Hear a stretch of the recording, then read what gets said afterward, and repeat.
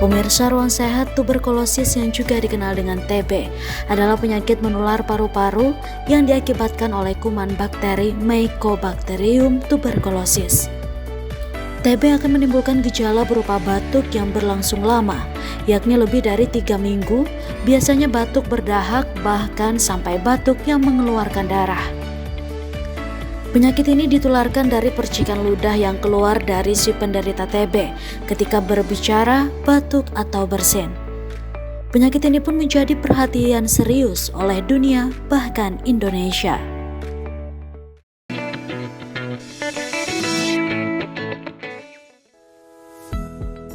Assalamualaikum warahmatullahi wabarakatuh. Pemirsa, senang sekali saya Nova Arianti dapat kembali hadir menjumpai Anda dalam program Ruang Sehat, ruang seputar informasi kesehatan. Pemirsa, dengan penderita lebih dari 800.000 orang, Indonesia menempati posisi ketiga dengan penderita tuberkulosis terbanyak di dunia. Situasi ini semakin diperburuk dengan adanya pandemi COVID-19. Lantas, bagaimana caranya agar kita terhindar dari penularan TB dan bagaimana pengobatan bagi si penderita TB di tengah pandemi COVID-19? Untuk membahas hal ini, sekarang saya sudah bersama dengan narasumber kita, yakni ada Dr. Kadafi, selaku Dokter Umum Polidot di RSUD Badarudin Qasim. Halo dok, gimana kabarnya hari ini dok? Alhamdulillah, baik bang. Alhamdulillah dok ya. Baik, langsung saja dok. Salah satu penyakit serius yang menjadi perhatian Indonesia saat ini adalah tuberkulosis, salah satunya dok ya. Dok, bisa dijelaskan sebenarnya tuberkulosis ini apa dan apa penyebabnya, kenapa seseorang bisa terkena tuberkulosis dok? Jadi TB ini atau tuberkulosis adalah penyakit infeksi pada manusia yang disebabkan oleh kuman Mycobacterium tuberculosa. Nah, jadi penyakit ini sifatnya tertular, jadi bukan penyakit keturunan, bukan penyakit kutukan, gitu mbak. Oke. Itu virusnya sendiri dari mana dok? Itu bakteri. Jadi bakteri itu dia dari orang yang sakit menularkan ke orang yang sehat. Satu orang pasien TB itu secara teori itu bisa menularkan sampai ke 15 orang lainnya dari droplet batuknya itu. Jadi bakteri ini ada di tubuh yang sakit seperti itu ya. Atau semua orang ada bakteri tersebut di tubuhnya atau gimana? Enggak, jadi dia tertular. Tertular ya. Oke, lebih banyak virusnya ini atau bakterinya ini berada di mana dok? Di paru-paru ya? Secara umum bakteri ini dia suka dengan oksigen. Suka dengan oksigen, artinya dia suka posisinya itu lebih umum ada di paru-paru. Tapi tidak menutup kemungkinan TBC ini juga ada di luar paru-paru. Misalnya ada TBC kulit, TBC otak, ada TBC di payudara, banyak. Cuman secara umum yang terbanyak itu kasusnya di paru-paru. Oke, tapi untuk posisi TBC sendiri yang ada di otak, di kulit tadi dok ya, itu bisa menularkan juga nggak dok?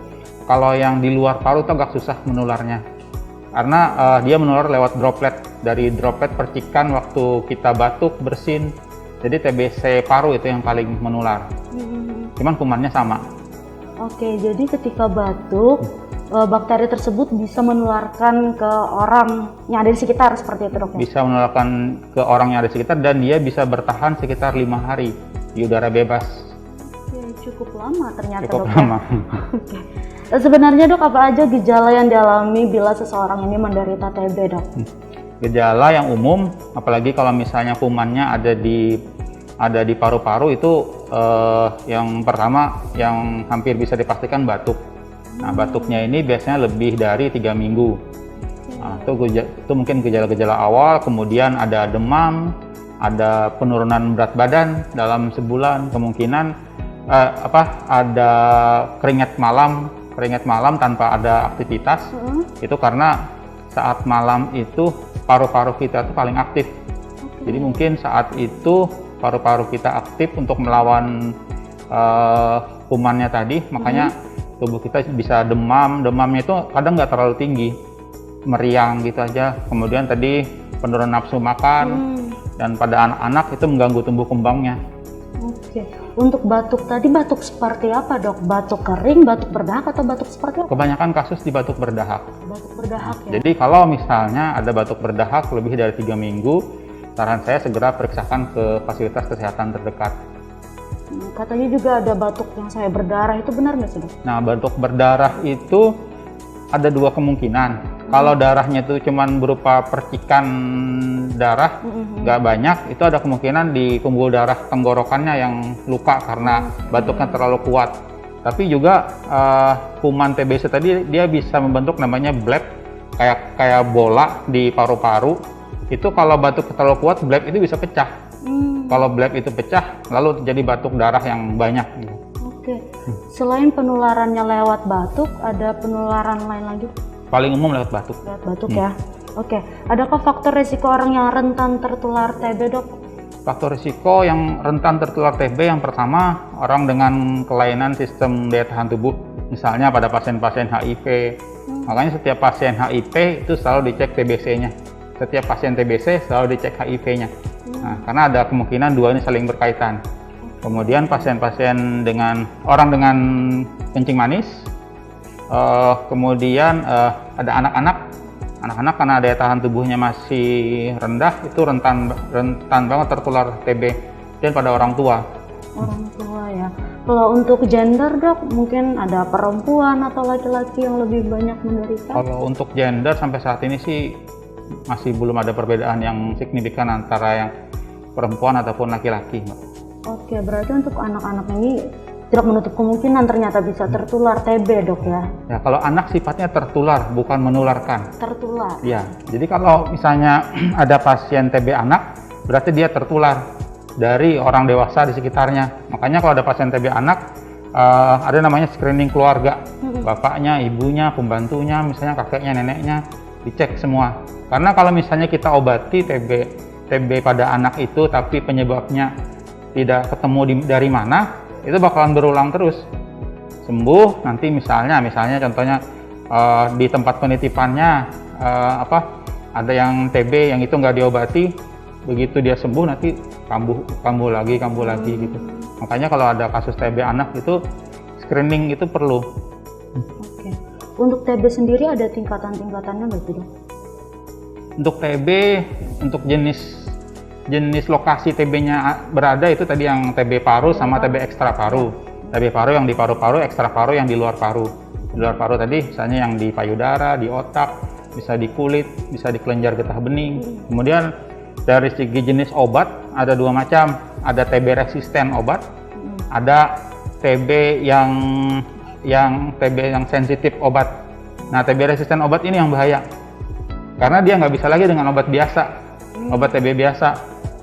Kalau TB resisten obat itu sekali minum obat bisa sampai 16-20 biji sekali minum. Sekali minum ya? Sekali minum. Oh, dan itu kalau dia menularkan ke orang lain, orang yang tertular itu juga sama, terkena TB yang resisten obat tadi.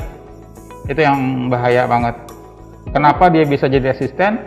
Jadi misalnya pengobatan TB kan 6 bulan. Iya. Pengobatan TB 6 bulan, tiba-tiba sebulan pengobatan, merasa badan sudah enak, putus obat, nanti dia itu bisa berubah jadi awalnya yang bisa dengan obat TB biasa, gara-gara dia putus berobat, jadi kebal dengan obat TB itu, jadi TB yang resisten obat. Nah, kalau sudah resisten obat, pengobatannya lebih kompleks lagi. Kalau dilihat dari kasat mata nih dok, misalkan ada orang berkumpul, misalkan langsung kita mengklaim nih, oh ini yang penderita TB, bisa nggak sih dok?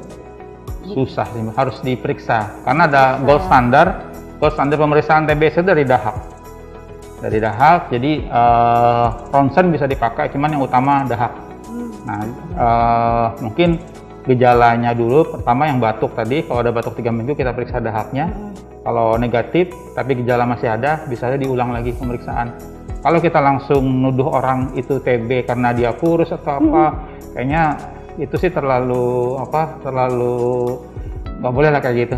Harus diperiksa dulu benar-benar. Oke, baik. Kita akan lanjutkan perbincangan kita lagi dok mengenai bagaimana sih kondisi pasien TB di tengah pandemi COVID-19. Tapi pemirsa jangan kemana-mana, tetap di Ruang Sehat, ruang seputar informasi kesehatan.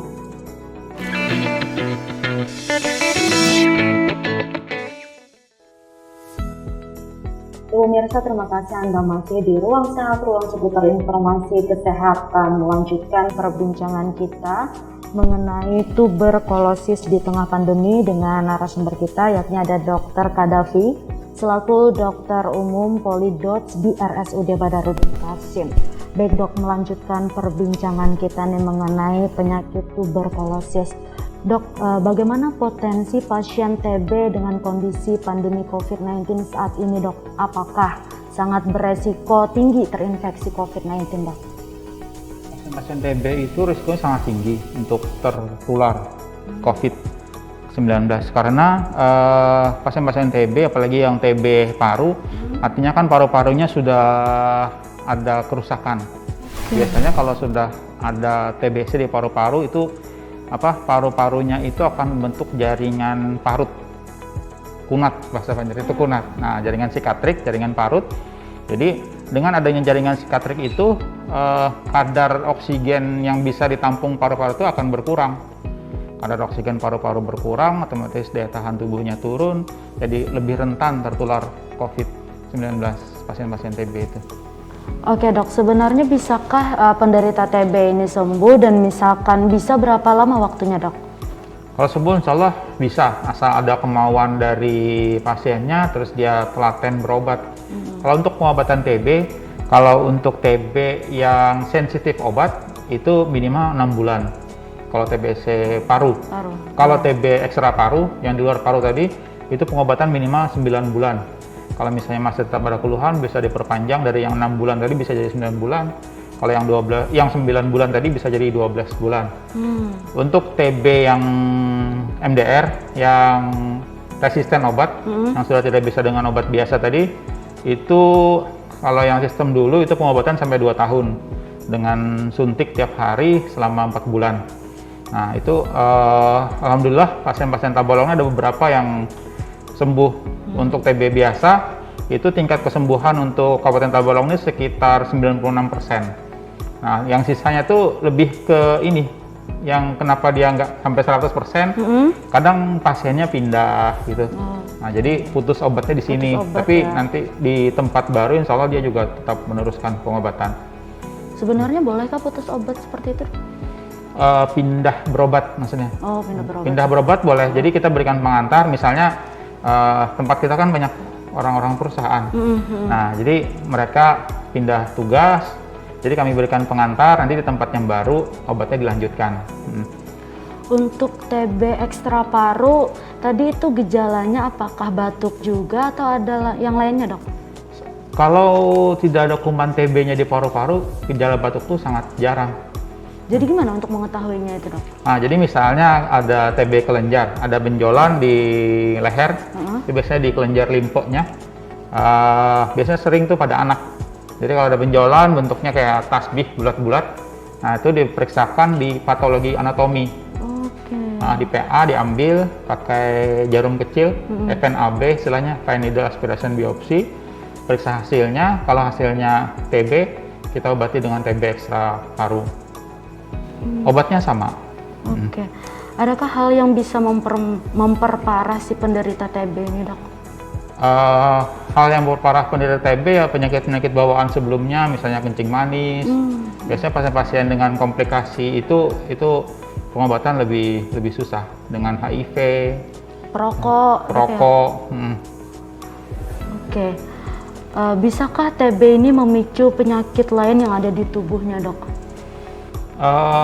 Biasanya kalau TB itu lumayan parah, lumayan jumlah kumannya di tubuh tuh lumayan banyak, paru-parunya sampai rusak. Nah itu bisa jadi paru-parunya hilang sebelah. Itu nanti kalau misalnya TB-nya sembuh, tapi kan masih ada gejala sisa, tadi paru-parunya hilang sebelah misalnya, itu napasnya jadi susah tiap hari. Gitu.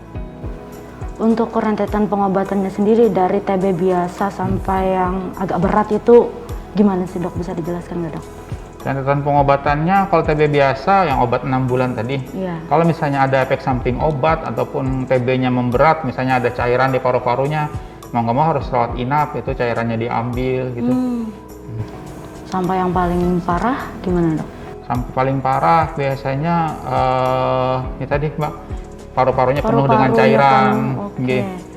Sehingga bisa menyebabkan kematian juga, Dok? Bisa, nggih. Dari batuk darah itu juga bisa, perdarahan akibat batuknya, akibat bleb pecah tadi. Oke. Adakah hal yang bisa dilakukan oleh si penderita agar tidak menularkan ke orang lain nih, Dok? Jadi kalau misalnya ada yang sudah terdeteksi positif TBC paru ataupun ekstra paru, TBC paru terutama karena dia menular lewat batuk, mungkin perlakuannya sama kayak COVID-19, jadi penderita pakai masker, jadi biar droplet batuknya itu tidak menyebar kemana-mana. Kemudian rajin berjemur, di rumah kamarnya usahakan yang ventilasi udara bagus, kemudian pencahayaan mataharinya bagus, rajin minum obat, dan jangan merokok, Mbak. Jangan merokok. Bukan ya, pastinya. bukan mengurangi rokok, tapi berhenti merokok. Berhenti sama sekali udah gitu, Dok ya. Oke, sebenarnya kan tadi ada juga mengenai batuk. Tentunya kita juga harus menerapkan etika batuk, Dok ya. Itu gimana, Dok? Bisa dikasih tahu kepada pemirsa, Dok, mengenai etika batuk yang benar itu seperti apa, Dok? Jadi etika batuk yang benar itu yang pertama, kalau misalnya kita batuk, tutup dengan tisu atau kalau enggak dengan bagian lengan batuk kayak gitu. Kemudian setelah itu cuci tangan dan jangan batuk di depan orang. Kalau batuk cari tempat yang lebih terbuka biar dropletnya tidak menyebar kemana-mana. Oke, untuk yang tisu yang digunakan tadi Langsung setelah buang, digunakan langsung iya. dibuang begitu, Dok ya. Karena dropletnya itu yang berbahaya. Oke, baik. Kita akan lanjutkan perbincangan kita lagi, Dok, namun tahan sejenak. Ya pemirsa, jangan kemana-mana, tetap di Ruang Sehat, ruang seputar informasi kesehatan.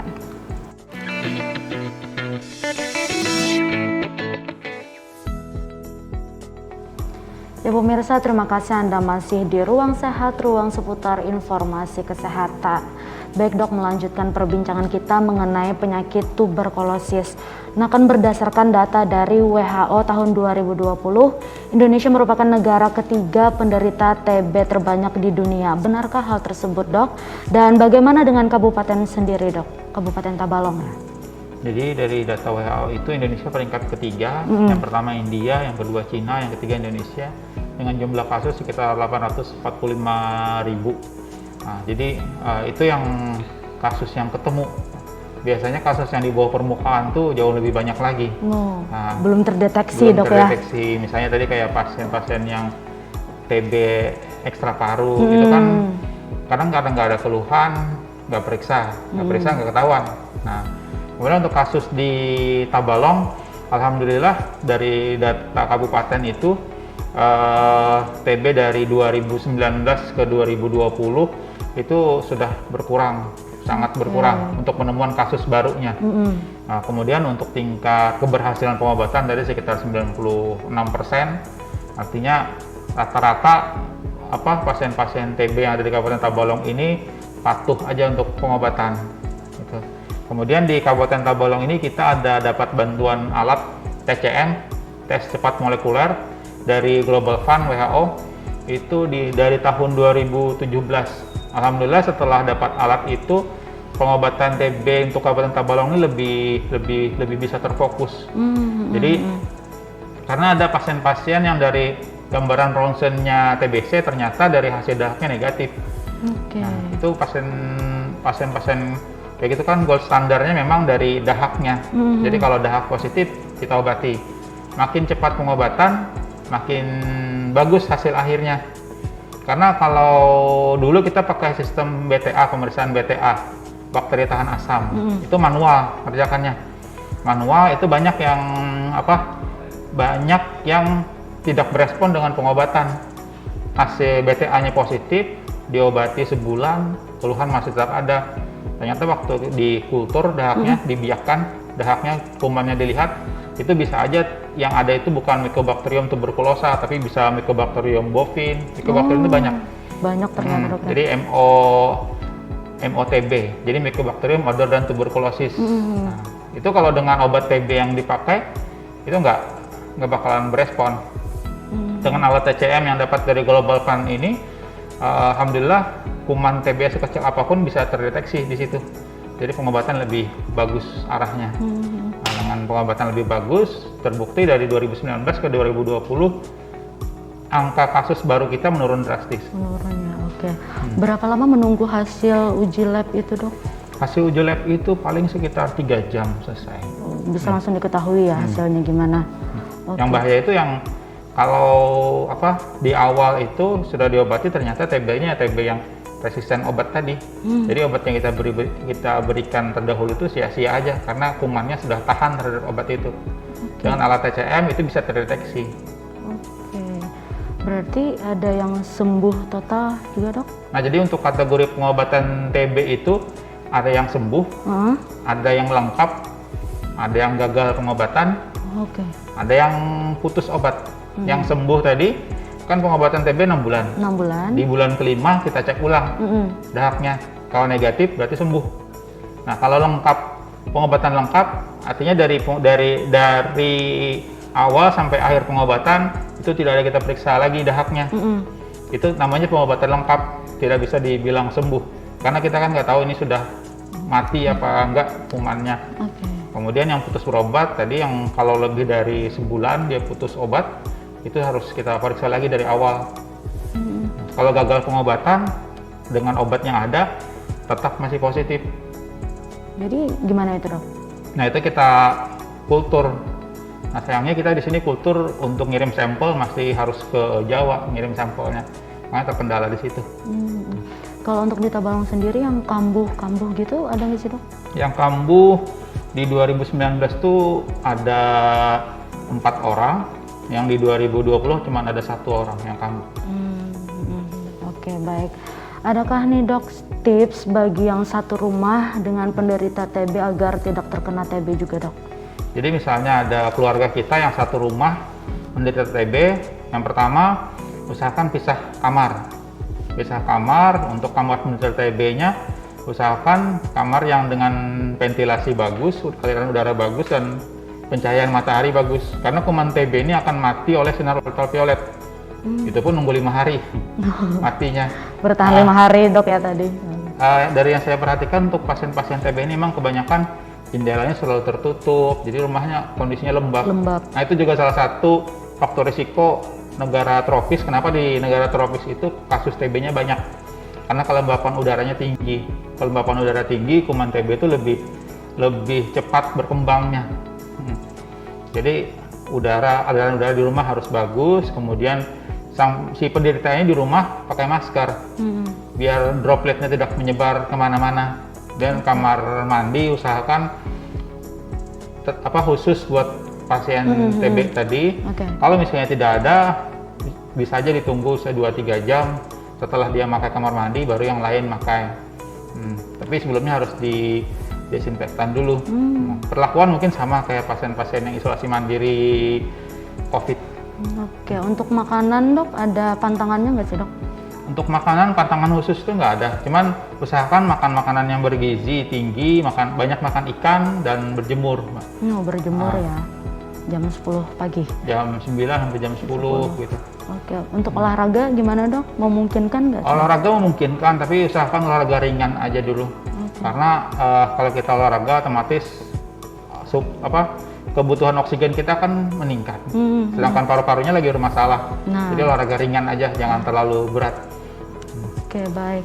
Terakhir nih, Dok, adakah pesan yang ingin disampaikan kepada masyarakat agar lebih aware lagi nih terhadap penyakit TB? Silahkan, Dok. Jadi pesan saya, yang pertama kalau misalnya ada gejala batuk lebih dari 3 minggu, segera periksakan diri ke fasilitas kesehatan terdekat. Kemudian TB ini adalah penyakit menular, bukan penyakit keturunan, bukan kutukan.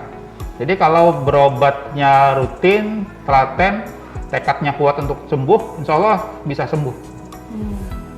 Jauhi penyakitnya gitu, Dok, ya. Oke, baik. Terima kasih banyak Dr. Kadafi atas informasi yang diberikan hari ini. Semoga bermanfaat, Dok, ya, bagi masyarakat luas. Agar lebih aware lagi terhadap penyakit TB ini. Ya pemirsa, sekian Ruang Sehat kali ini. Saya Nova Arianti mewakili kru yang bertugas pamit undur diri. Wassalamualaikum warahmatullahi wabarakatuh.